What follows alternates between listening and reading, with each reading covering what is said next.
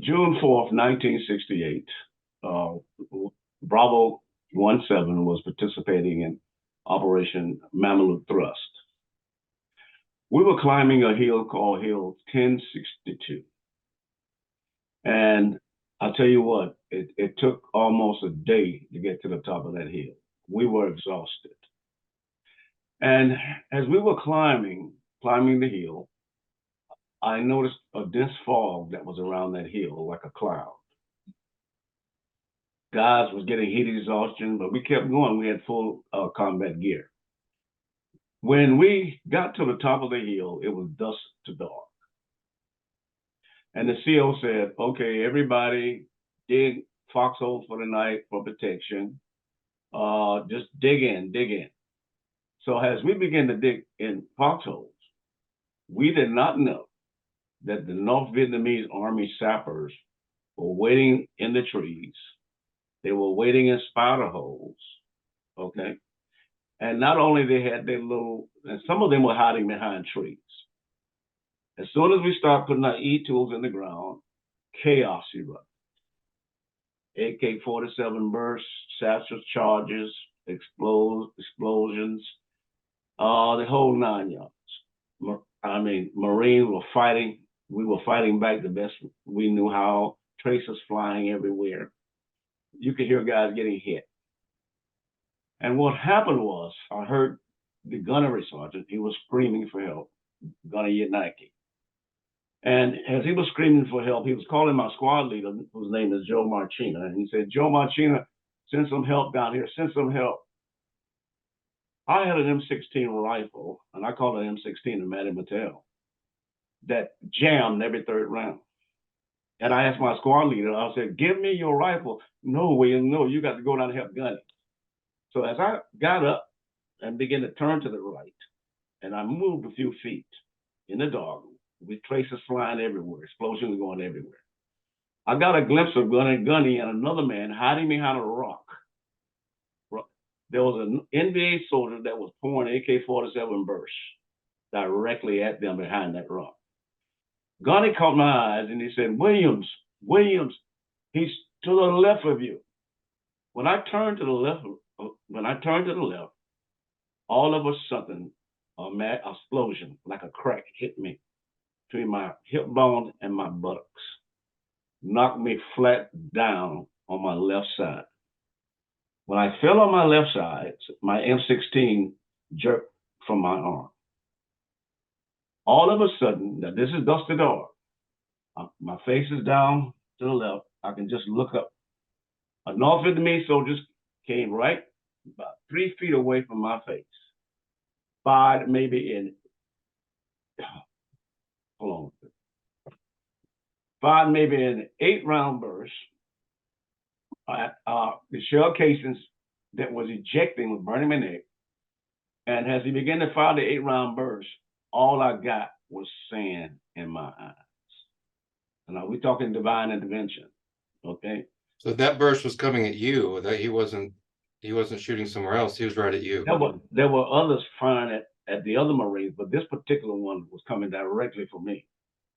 Wow. Okay, he hit me the first time, and it knocked me down, and my M16 jerked. But then it ran up about 3 feet to my face, and I looked up at him. He was a young soldier, and I looked at the barrel, and he fired my 8-round burst. Shell casings were hitting my neck. My neck was, it was hot. And then I noticed all I got was sand in my eyes. I held my breath. I took a deep breath. I remember taking a deep breath, playing like I was dead. And then he was standing up over me, firing at the rest of the guys. While my left ear was down to the ground, I could hear feet running. I could hear many of the zapper units running through the lines, firing at Marines firing back at them, and I could hear many of them running away. I bled mostly that night because backup units couldn't get to us till the next morning. And what happened was when the backup units arrived that next morning, the helicopters couldn't land because the jungle terrain at that apex summit of Hill 1062 was so thick.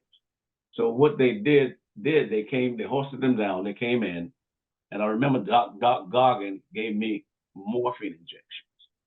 The first man he attended to died. I was the second man. He gave me morphine injections that night. All right. So during that next morning, when backup units arrived, they started hoisting up the dead bodies of Marines. And these, I call them net-like catapults. They were pulling the bodies up. While they were pulling the Marines' bodies up, snipers from the ridgeline started hitting the bodies in midair.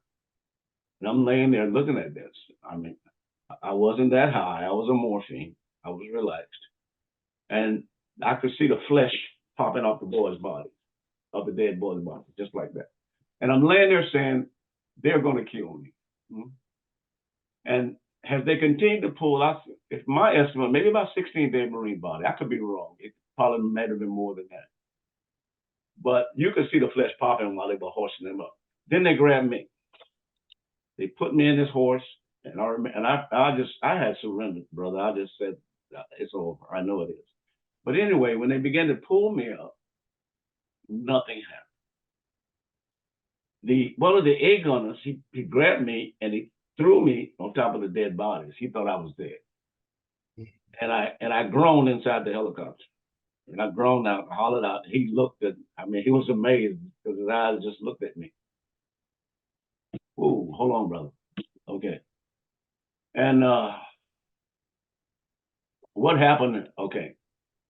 He found out that I was alive. From there, they flew me to Da Nang toward the beach area. And from there, the helicopters took me out to the USS Sanctuary. I was on the USS Sanctuary for about probably a month and a half. A month and a half. After being released from the USS Sanctuary, I think it was somewhere around July, August, I had antibiotics in one pocket, painkillers in the other pocket. My unit, Bravo 17, was assaulting a hill called Hill 310.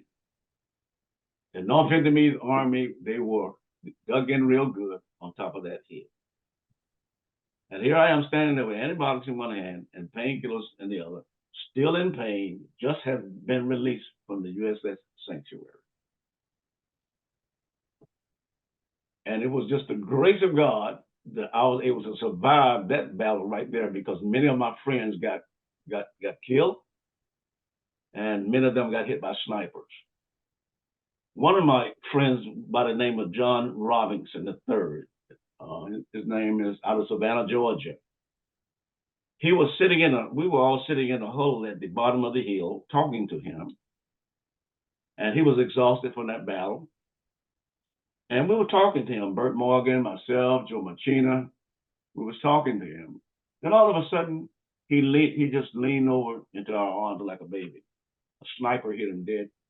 Sniper hit him on the right side of the temple. Now, we were standing there all the time. It could have been one of us. But that sniper hit him right there. We didn't even hear a snap. All we saw was a deep hole to the side of his temple. And as he collapsed in our arms. So that engagement from 310 led to this, and it led to that, and led to other engagements. And that's why through the years, I've even been a police officer. I had a situation in law enforcement where I got fired in a police car, and the round exploded in the chamber and knocked him back there. So I've had supernatural intervention, not that I'm royalty, not that I'm special. It's just that my godmother's prayers, and I just felt like God had a purpose for me and he wasn't finished with me yet.